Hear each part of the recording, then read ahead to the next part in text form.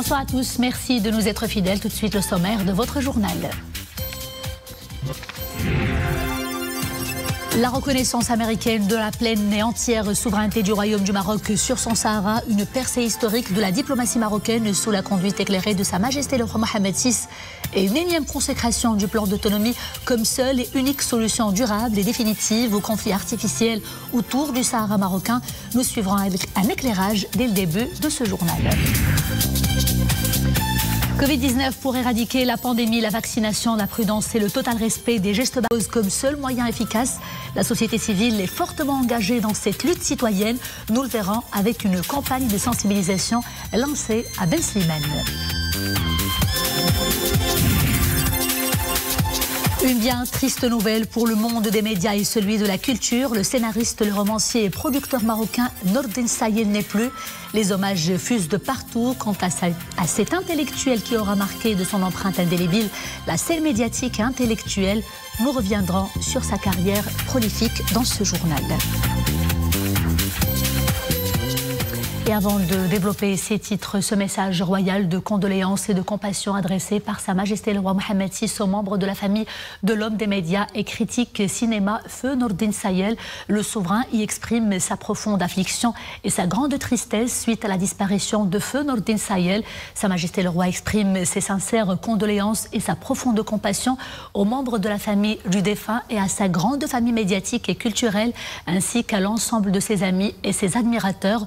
Le souverain a salué une éminente personnalité qui a jeté les bases de la critique cinématographique au Maroc et qui a contribué à la promotion de l'industrie cinématographique en tant qu'intellectuel et critique ou encore en tant que responsable à la tête d'établissements médiatiques et cinématographiques nationaux et internationaux.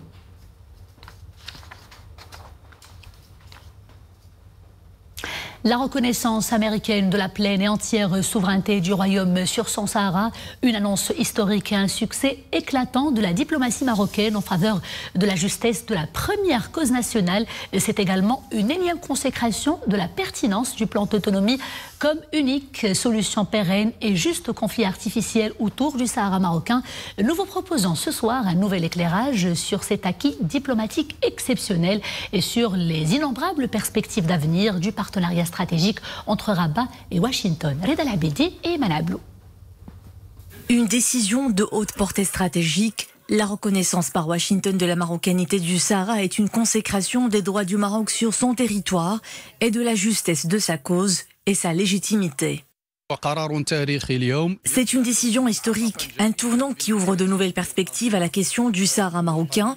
Cette reconnaissance met un terme à toutes les spéculations des ennemis de notre intégrité territoriale et confirme le caractère sérieux et crédible de l'initiative marocaine d'autonomie comme solution unique à ce conflit artificiel.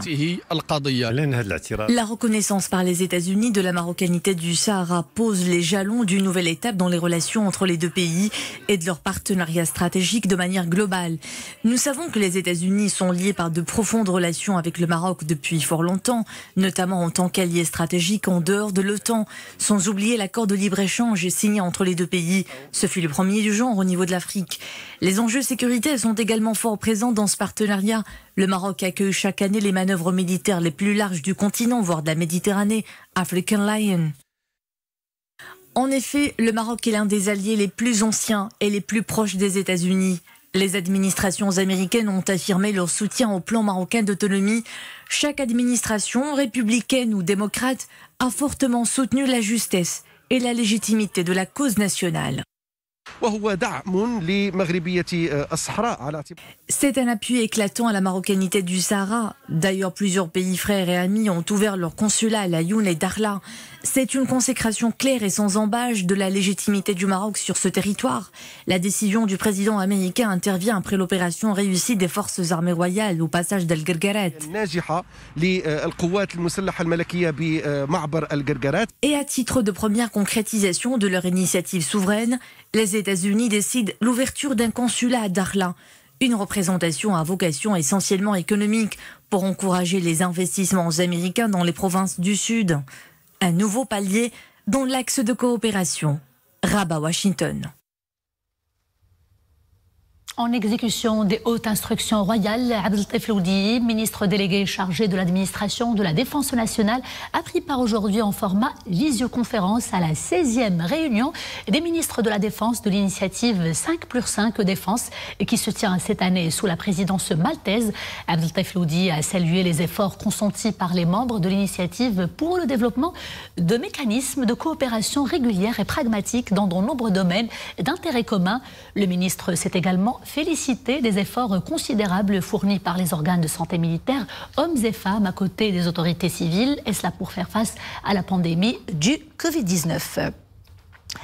Covid-19, justement, coup d'œil à présent sur les principaux indicateurs de l'évolution de l'épidémie chez nous. On dénombre 3351 nouveaux cas de contamination pendant ces dernières 24 heures, 3924 guérisons, un nombre qui améliore le taux de rémission. Il s'établit aujourd'hui à 90,1%. 38 patients ont rendu là malheureusement des suites de la maladie. Le taux de létalité s'établit ainsi à 1,7%. Et pour ce qui est des cas sévères ou critiques recensés dans les différents établissements hospitaliers du Royaume, eh bien, il s'élève à 1087, soit 106 de plus pendant ces dernières 24 heures. 93 patients sont intubés.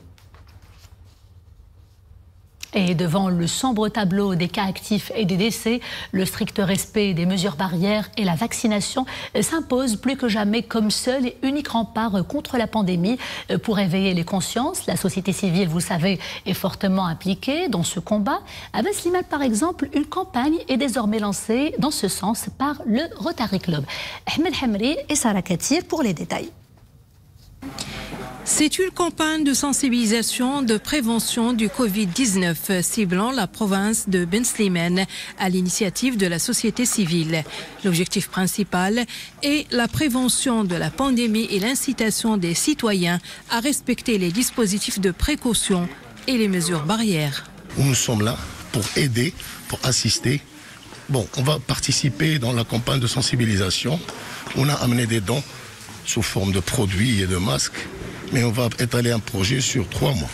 D'abord, assister la population, la sensibiliser, que ce soit pour le vaccin ou pour le Covid-19. Nous sommes très fiers. Donc c'est une campagne pour sensibiliser les gens qui habitent ici à Ben Slimane pour le vaccin du Covid-19, pour les sensibiliser de l'intérêt et l'avantage pour faire ce vaccin-là. Et à l'approche du démarrage de la campagne de vaccination anti-Covid, l'action vise également à sensibiliser les citoyens à l'importance de la vaccination anti-Covid-19. Une vaccination qui reste gratuite et volontaire. Des rues calmes comme un dimanche, des magasins, des restaurants et des hôtels totalement fermés. Plusieurs pays européens entament ce mercredi un reconfinement partiel dans l'espoir de barrer la route au Covid-19. Le virus qui se propage à une vitesse exponentielle et à l'approche des fêtes de Noël et des rassemblements qu'il suscite. Les autorités craignent le pire et préfèrent anticiper en renforçant plutôt les mesures restrictives. C'est le cas de la France, de l'Italie, de l'Espagne et de l'Allemagne notamment. Et à l'approche des festivités de Noël, les mêmes restrictions sont de rigueur au Royaume-Uni. Le Premier ministre Boris Johnson appelle les Britanniques à faire preuve d'extrême prudence, particulièrement avec les personnes les plus âgées. Le Royaume-Uni fait face actuellement d'ailleurs à une deuxième vague hivernale très difficile. Le pays fait également face à ce qui semble être, en tout cas pour l'instant, une nouvelle variante du Covid. Les autorités sanitaires se penchent actuellement sur l'étude de cette nouvelle souche afin de déterminer son rôle dans la montée des cas récemment.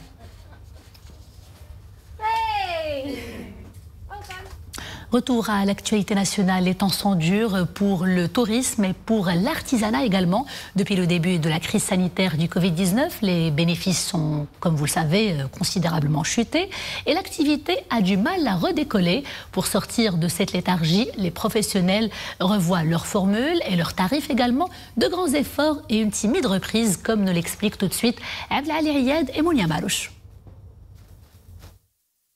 Dans la commune de Belouidan, les montagnes se parent de blanc et les paysages sont à couper le souffle. Pourtant, dans cet hôtel, les chambres sont inoccupées, les transats vides et la piscine sans remous. Cela fait plusieurs mois que cet établissement survit sans sa fidèle clientèle.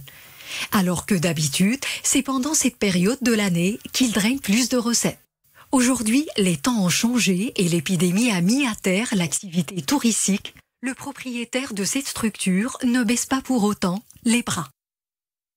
حاولنا باش نشدوا الناس اللي خدامين معنا لان الظروف الماديه ديالهم ما تتسمحش وحاولنا نخفضوا الاثمنه باش. Nous sommes touchés de plein fouet par la crise sanitaire. Malgré cela, nous avons gardé la totalité de notre personnel. En même temps, nous avons baissé nos tarifs pour attirer les visiteurs.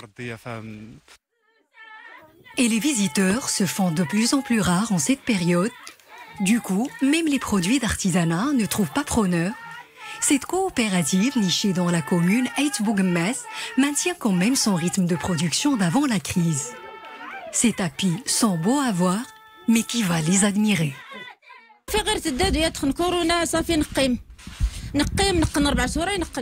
Nous avons arrêté notre production pendant 4 mois du confinement et quand nous l'avons repris, nous avons eu du mal à faire écouler nos produits.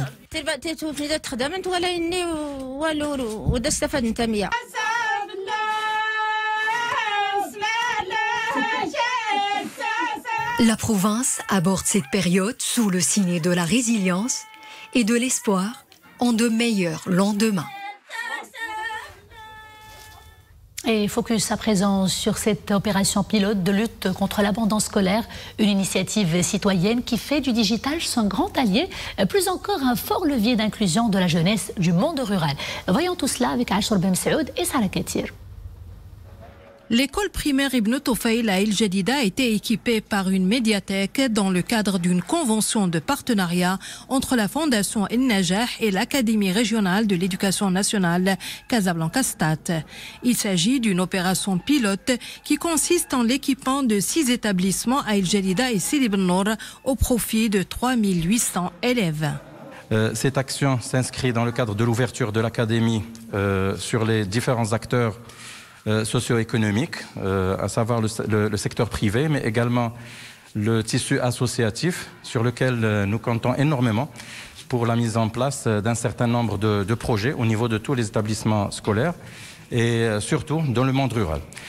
L'initiative consiste également en la mise en place d'un studio numérique et l'équipement en matériel informatique des médiathèques de ces établissements. Donc la Fondation Najah prévoit l'élargissement de cette opération dans d'autres régions du Maroc, bien entendu. L'objectif étant de faire de l'apprentissage numérique un des leviers contre l'abandon scolaire et d'inclusion de la jeune du monde rural. Permettre aux élèves des écoles primaires et collèges dans le monde rural d'accéder à un apprentissage numérique facilitera certainement leur inclusion sociale et numérique. En ces temps de grand froid, les habitants des zones montagnardes tentent tant bien que mal de s'adapter à la rigueur de l'hiver. Pour les soutenir, les initiatives solidaires et citoyennes fleurissent ça et là. Exemple tout de suite dans la province d'Al Hoceima où des fours améliorés, écolos et multi-usages ont été distribués aux habitants dans une commune territoriale. Tout de suite, les détails avec Boubkar Ben Rabret. À plus de 2000 mètres d'altitude, les villages de la montagne Tidirine, point culminant du Rif. La température approche les -8 degrés. Au Douar agressif dans la commune d'Issagen, pas question de mettre le nez dehors. Pour se réchauffer, quoi de mieux que de s'installer autour du four. La chaleur qui s'y dégage apporte réconfort et bien-être. L'ambiance est plutôt bon enfant. C'est le seul moyen de faire face au froid glacial. En revenant de l'école, les enfants s'y réchauffent. Il nous est presque indispensable. Quand je dois prendre le chemin de l'école, je me couvre bien car la température avoisine parfois les -8 degrés. Cette opération de distribution de fours améliorés entre dans le cadre du programme de lutte contre la vague de froid initié par le Haut Commissariat aux eaux et forêts et à la lutte contre la désertification pour venir en aide aux habitants des zones montagneuses. Autre objectif, ces fours réduisent la consommation de bois de chauffage et améliorent l'efficacité énergétique, ce qui réduit la pression sur les forêts. Des centaines de fours améliorés sont distribués au niveau de plusieurs douars de la province. Des dizaines de ménages peuvent ainsi disposer d'un peu plus de confort en cette période hivernale. Vous savez, nous sommes à une altitude de plus de 2000 mètres et l'hiver est très rugueux. L'opération menée par les eaux et forêts est une très bonne initiative.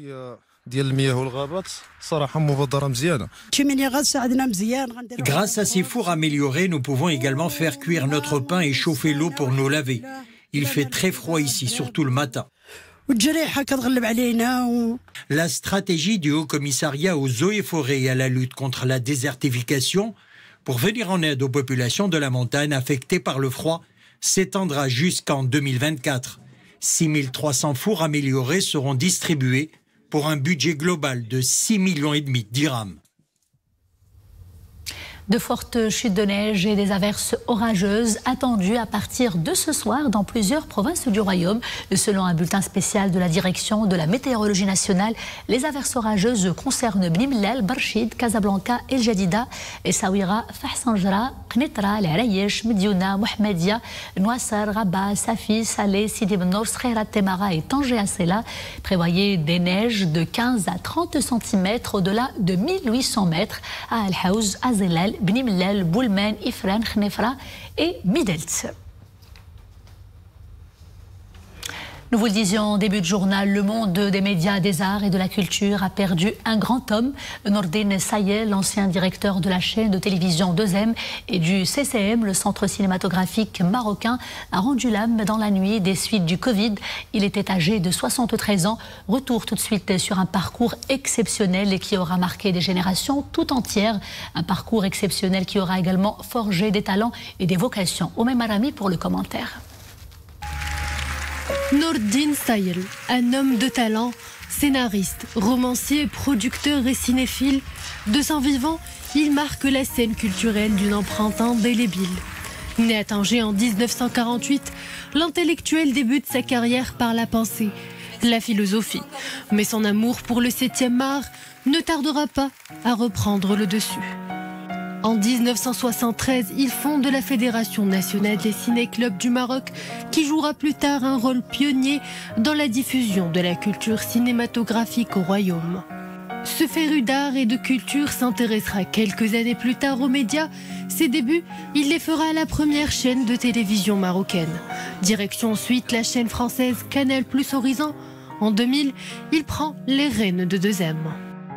2003 est l'année où ce grand homme prend les commandes du centre cinématographique marocain. Les 11 ans qu'il y passera, Nordine Sayel s'y forgera l'image d'un infatigable cinéphile. Son exigence intellectuelle marquera pour longtemps l'univers du grand écran. C'est d'ailleurs lui qui est à l'origine du Festival du cinéma africain de Khouribga.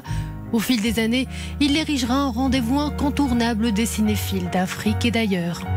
Un parcours dont le moteur principal est la passion de l'art, de la littérature et du cinéma. Nordine Sayel aura décidément marqué l'époque et l'esprit de tous ses contemporains.